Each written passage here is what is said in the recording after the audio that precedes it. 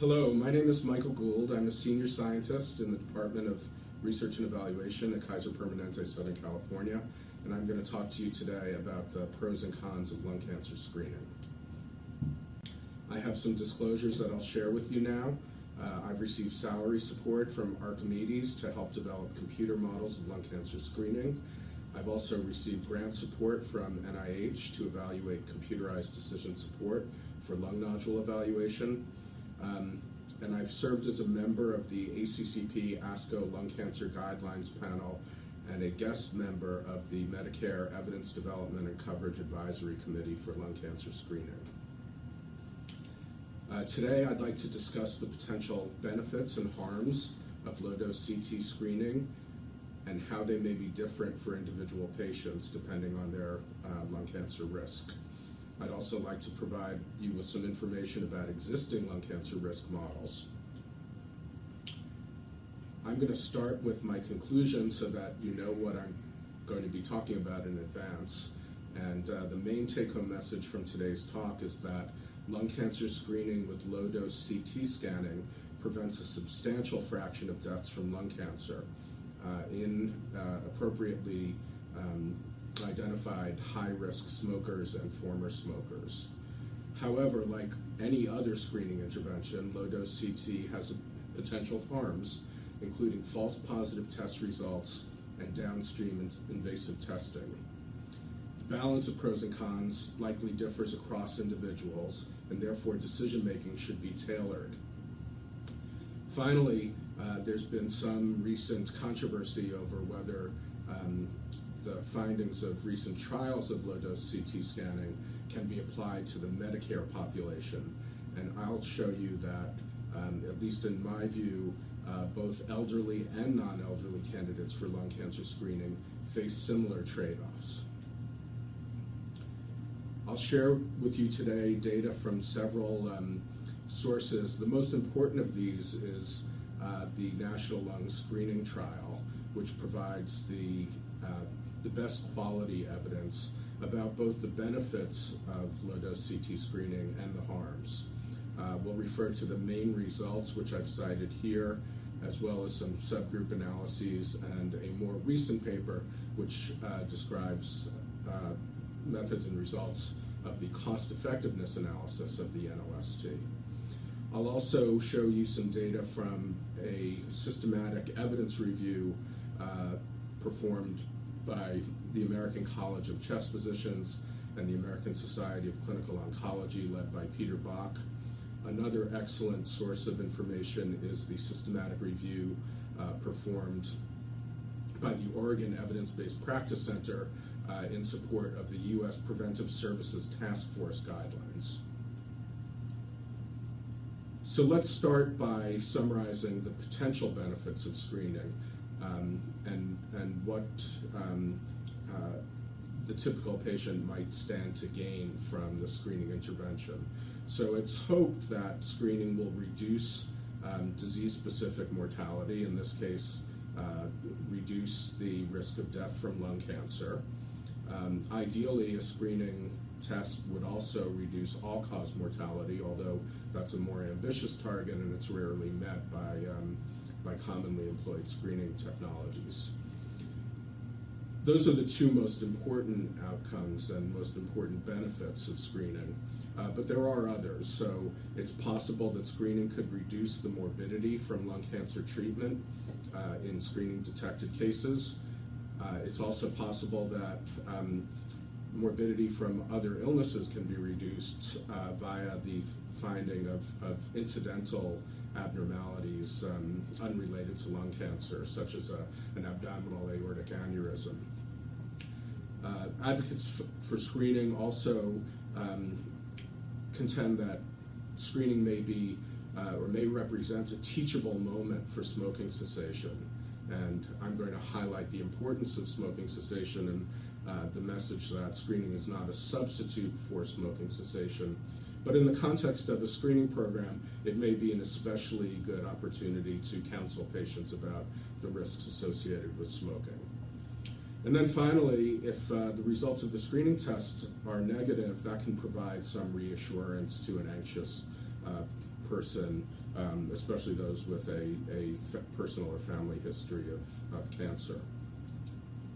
On the other hand, there are some potential harms that need to be considered related to screening. First and foremost, there's a possibility of false positive test results. In the case of lung cancer screening, this usually entails follow-up imaging, but may lead ultimately to unnecessary invasive biopsy procedures and surgery, and complications that may result from those unnecessary procedures.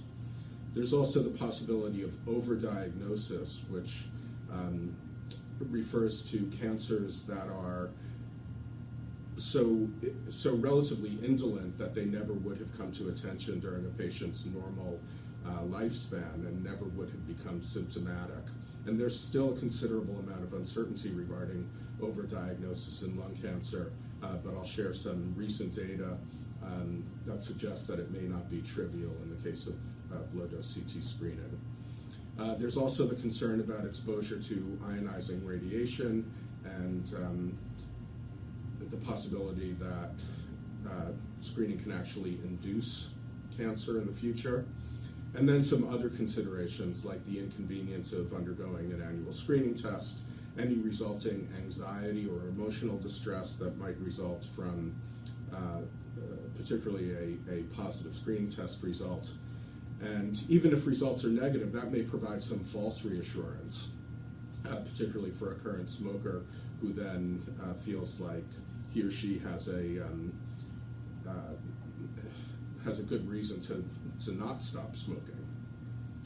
So the main thrust of the discussion today is going to be how do we help each individual make the right decision about screening for him or herself. And so I personally don't believe that there is a right or wrong answer for this, that there are trade-offs between benefits and harms that need to be weighed by each individual and his or her doctor, and that we are charged with helping people make that decision as providers. So let's review some of the data now, first regarding benefits of screening, and we'll be talking about the National Lung Screening Trial, which was the first large randomized control trial of screening with low-dose computed tomography, and the only study of lung cancer screening ever to show a reduction in lung cancer mortality. So the NLST was a multi-center, open-label or unblinded randomized control trial. It enrolled 53,000 high-risk smokers and former smokers, age 55 to 74. Smokers and former smokers needed to have a 30-pack year smoking history, and former smokers needed to have quit within the past 15 years. And so the NLST enrolled an enriched high-risk population for death from lung cancer, and that is part of the reason why the trial was able to be successful. The intervention was annual low-dose CT for 3 years, so 3 rounds of screening, and the comparator was selected to be annual chest X-ray screening for 3 years. And this was somewhat controversial, but ultimately an active control was selected to facilitate recruitment into the trial, and also to allow for comparison of the NLST results with the results of the then ongoing prostate, lung, ovary, and colon cancer screening study, which compared chest radiography with no screening. Ultimately, the PLCO trial was found to show no benefit for chest X-ray screening, and so in some ways we can consider chest X-ray to be a true control here in the context of the NLST study. The main outcome for the NLST was lung cancer-specific mortality, and an important co-primary outcome was all-cause mortality over a follow-up period of approximately 6.5 years. The study was conducted in 33 U.S. medical centers, mostly academic settings. And finally, the NLST was powered to detect a 20% reduction in lung cancer-specific mortality. So what did the NLST show in terms of these potential benefits? They first and foremost showed that low-dose CT screening was successful in reducing lung cancer mortality and actually showed a 20% reduction between the CT group and the chest X-ray group.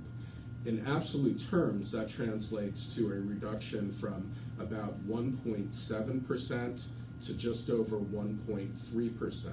So the absolute benefit was about 0.3%, meaning there were 3 fewer deaths from lung cancer for every 1,000 people who were screened.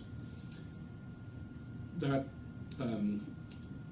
absolute benefit is, for some people, a much more realistic way to think about the results as opposed to the 20% relative reduction that was the one that was reported in all the headlines.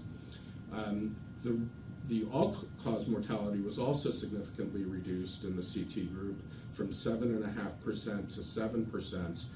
But if you take a closer look at those results, the reduction in death from any cause was explained almost entirely by fewer deaths from lung cancer. So if you look at the risk of death from other causes, the reduction was only 1 per 1,000, from 5.8% in the chest X-ray group to 5.7% in the CT group. There were more lung cancer cases found in the CT group, and there were more incidental findings or positive findings that were unrelated to lung cancer in the CT group, 7.5% versus 2%. There were some other secondary outcomes reported separately regarding smoking cessation. In the case of the NLST, smoking cessation was not reported in terms of a comparison between the two treatment groups, but overall, about 7% of patients who were current smokers at baseline had quit within 1 month of their CT scan. On the other hand, almost 5% of patients who were former smokers at baseline had relapsed and had returned to smoking within 1 month of the baseline scan. What about the potential harms of screening as observed in the NLST? So in the original baseline round of screening, over 25% of patients in the CT arm had a positive screening test result, defined as a nodule 4 millimeters in size or larger. Over 3 rounds of screening, almost 40% of participants in the CT arm had at least 1 positive finding. So by comparison, 16% of patients in the chest X-ray group had at least 1 positive finding. But if the relevant comparator here is CT screening versus no screening, we can consider this to be for every 1,000 patients to undergo CT screening, almost 400 of them will have 400 more will have a positive screening test result. Most of these positive findings were managed non-invasively with follow-up imaging at intervals that were not standardized across NLST centers, and there's still some uncertainty about the optimal schedule for follow-up. I'm going to jump ahead now to the invasive follow-up testing in the CT arm, because I think most of us are more concerned about false positive findings that result in an invasive procedure, and particularly procedure-related complications. So here's additional data from the NLST restricted to the the group who underwent screening with low-dose CT. And I further stratified these results between patients who were ultimately found to have lung cancer. So these are 649 patients who had true positive screening test results. And in the other column, we have patients who did not receive a diagnosis of lung cancer. So this much larger group of a patient, 26,000 patients at risk, were having procedures, in this case, unnecessarily for benign findings. And so let's start with the lung cancer group first. As expected, most of these individuals underwent at least one invasive procedure, 95% of them, and that's how you would want it to be. In 82% of them, they underwent some form of surgical procedure, either a mediastinoscopy, a thoracoscopic resection, or an open resection, or some combination of those. About 26% of those patients had a major or intermediate complication resulting from an invasive procedure, and 1.5% of them actually had a fatal complication of an invasive procedure. These findings are consistent with past studies, and in fact may even be better than what we observe in other settings, largely owing to the experienced specialty practices where the NLST was conducted. Moving on to the group that did not have lung cancer, this is where there's greater concern. So in this group, 1.8% of all patients in the CT arm underwent at least one invasive procedure for a benign finding. And in just over 0.5%, that invasive procedure was surgery. So 6 in 1,000 patients underwent what amounts to an unnecessary surgical procedure for something other than lung cancer. About 2 per 1,000 had a major or intermediate complication from one of those invasive procedures, and 4 out of 10,000 had a fatal complication within 60 days of the procedure. So I've told you that the mortality following invasive testing for the lung cancer group was about 1.5%. In the group of, or the subgroup of people who had surgery, the risk of death was 1% within 60 days of the surgical procedure. That's considerably more favorable than what we see in population-based studies, which show a risk of perioperative death of about 2% to 4%. For those who are concerned about harms related from radiation, there have been some modeling studies to come out of the task force recommendations, and these are inexact estimates at best, but they estimated that for every 20 lung cancer deaths prevented by screening, there would be 1 death from a radiation-induced lung cancer. So the risk of a radiation-induced lung cancer is small in comparison, but it's still present.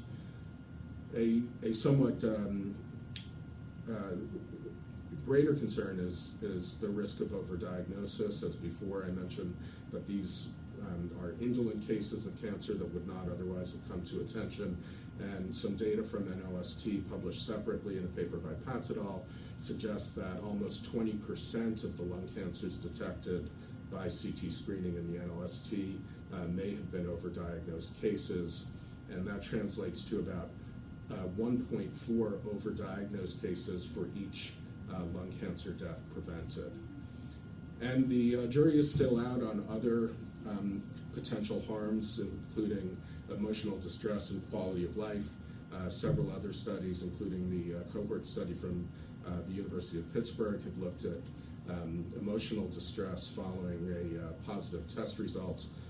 In that particular study, they found that there was at least moderate distress in a good number of patients with positive test findings, at 2 weeks following the screening test result, but quality of life and anxiety returned to baseline at the time of repeat screening in 2 years.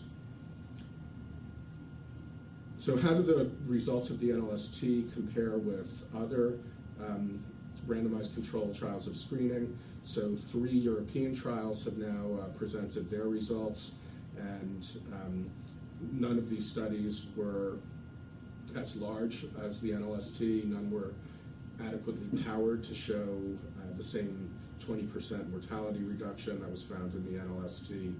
And I would conclude that the Dante study, the Danish study of CT screening, and the Milan study of screening are all inconclusive. And they're not necessarily incompatible with the NLST results, but they don't provide additional support for screening. And I think we're all eagerly awaiting the results of the Nelson study, another European study of screening from the Netherlands, which is somewhat larger than the others, and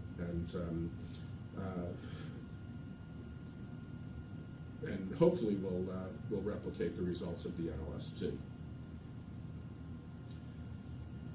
What about the risks of false positives? Was the NLST an outlier, or is it consistent with what we see in other studies? So the systematic review performed by Peter Bach summarized results from 8 randomized trials and 13 cohort studies of screening, and found that across the board the risk of a false positive finding was about 20%, and the NLST was just a little bit higher than that. As you can see, most of the positive findings were false positive, as indicated in gray, and only a minority of the positive findings were true positives. And so across this collection of studies, in most of them, over 90% of the positive findings were false positives. So that's all consistent with what we saw in the NLST. What about the frequency of invasive testing? In this case, the NLST was also, results from other studies were also similar to the NLST, although the invasive testing rates were higher in one of the European trials, as an example. And across studies, most of the invasive testing was actually performed in patients with true positive findings. These are patients with lung cancer, and the invasive testing was indicated and required and helpful. So we're, again, more concerned about the unnecessary invasive testing and those with benign or false positive findings, which across the board are less frequent. So what do existing guidelines say about lung cancer screening?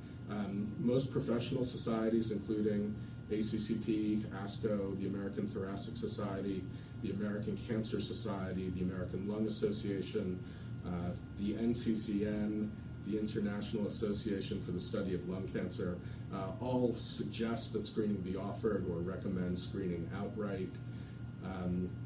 The American Academy of Family Physicians, in contrast, concluded that there was insufficient evidence at this time to either recommend or not recommend screening. And the U.S. Preventive Services Task Force recommendations are consistent with most of the professional societies, which recommend that screening be performed in the what I'll call the NLST eligible population of persons 55 to 74 years of age with an appropriate smoking history. The task force extended their upper limit of screening to age 80, and they did that based on modeling studies that were performed by something called the SysNet network in support of the task force recommendations. These modeling studies compared multiple different screening eligibility criteria, and on this slide I'm showing you that as the eligibility criteria become less restrictive, so with less extensive smoking history and a wider age range, you actually do prevent more lung cancer deaths. and save more years of life, but you do so at the expense of efficiency. It requires you to do more screens per person. It results in more overdiagnosed cases of lung cancer and conceivably leads to more deaths from radiation-induced cancer. And so there's no clear-cut or correct answer here. It represents a judgment or a trade-off between efficiency and the number of lives saved, and the task force decided that the best place on this efficiency frontier was at the yellow dot, where the eligibility criteria were from 55 to 80 years old, with a 30-pack year smoking history and former smokers quitting within 15 years. And that particular set of criteria is actually closely, it's the one that's closest to the NLST criteria, which are indicated in green. And as you can see here, that the revised criteria have a slightly better trade-off between deaths prevented and efficiency than the NLST criteria. So that's why that decision was made by the task force.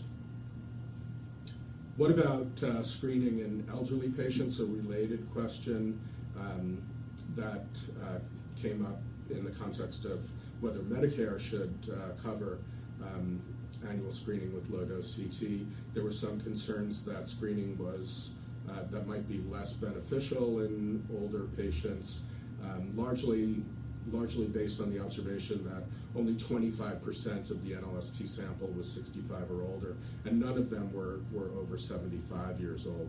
So here are some subgroup results from the NLST showing that the benefits of screening tended to be somewhat greater in women than men. The relative risk reduction was about 27% in women compared to 8% in men, and that interaction was not statistically significant, but kind of right on the borderline.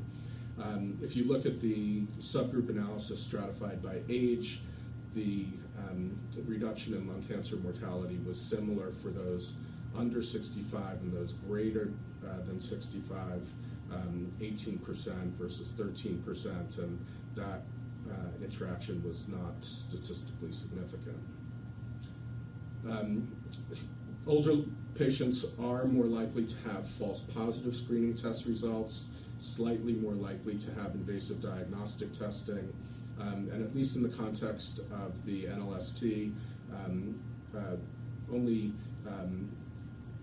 slightly more likely to have a complication from invasive testing. They were more likely to have screening detected lung cancer and more likely to die from lung cancer, and had a higher risk of lung cancer at baseline. This actually translates to a proportionally greater benefit for elderly patients who undergo screening, such that the number needed to screen in a person 65 and older is only about 245, whereas the number needed to screen to prevent one death from lung cancer in the under 65 population is about 360. The conclusion here is that the elderly and non-elderly face similar trade-offs, that the benefits of screening, potential benefits of screening, are actually slightly more favorable in the elderly patients, and the potential harms are slightly greater. So again, this reinforces the notion that risk assessment needs to be individualized, and age is one factor to consider. But older people shouldn't necessarily be excluded from screening, at least in my view. So how can we help people to make individualized decisions about their chances of benefit? There are actually several risk models that have been developed to estimate the baseline risk of death from lung cancer in the absence of screening. Those individuals who have a higher baseline risk are more likely to benefit. The models that are currently available include what I'd call legacy models, ones that were developed prior to the NLST. The one that I use is from Memorial Sloan Kettering, developed by Peter Bach, and there are a couple of models that were developed more recently in screening populations. So the Sloan Kettering model is shown here. This is a screenshot from their decision aid. You enter information about age, gender, smoking behavior, and asbestos exposure, and the model will generate a probability of death from lung cancer, and will also show you what the potential benefits of screening might be in this individual. More recently, a group from the prostate, lung, colorectal, and ovary screening study used data from their cohort, the PLCO cohort, to develop a risk assessment model, and they found that in addition to age and smoking behavior, there were other factors that were associated with an increased risk of death from lung cancer, particularly black race, lower education level, lower body mass index, a risk of chronic obstructive pulmonary, or the presence of chronic obstructive pulmonary disease, a personal history of lung cancer, and a family history of lung cancer. And all of these things can be programmed into a risk calculator to give you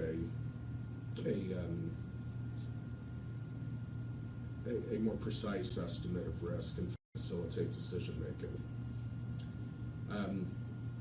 Finally, there's a model that was developed using data from the NLST, and this particular model includes similar variables: age, sex, race, body mass index, smoking behavior, the presence or absence of emphysema, and whether there's a first-degree relative with lung cancer. Both the NLST model and the PLCO model have a C statistic of about 0.8, meaning analogous to an area under the receiver operating curve of about 80%. The other interesting thing about the NLST model in this paper from Kowalczyk et al. In the New England Journal is that they showed that the patients with the high, so here's empirical evidence that the patients with the highest risk of death from lung cancer are the most likely to benefit. And indeed, in this study, the patients in the top two quintiles of risk, quintile 4 and quintile 5, accrued about 60% of the benefit of screening, and little or no benefit was found in the lowest risk quintile. Again, this argues for individualized decision making and for the idea that screening is most beneficial in patients who are at highest risk. These results are further borne out by the cost-effectiveness analysis performed for the National Lung Screening Trial. This study, a modeling study, concluded that screening cost about $80,000 per quality-adjusted life year gained on average. That estimate was quite imprecise and actually ranged from $52,000 to $186,000 per quality gained in the confidence interval.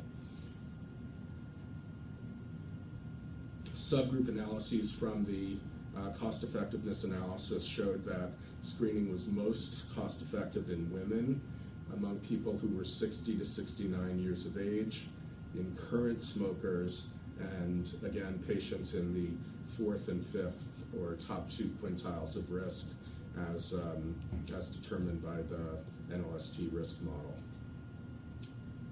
So what's the bottom line?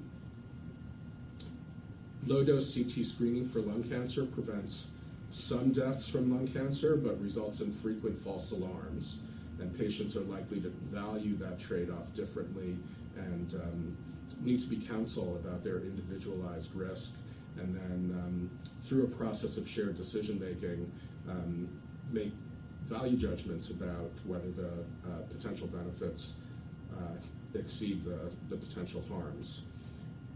by offering screening to the patients who are at highest risk for death from lung cancer and low risk for complications or for competing causes of death, we can maximize the benefits and minimize the harms.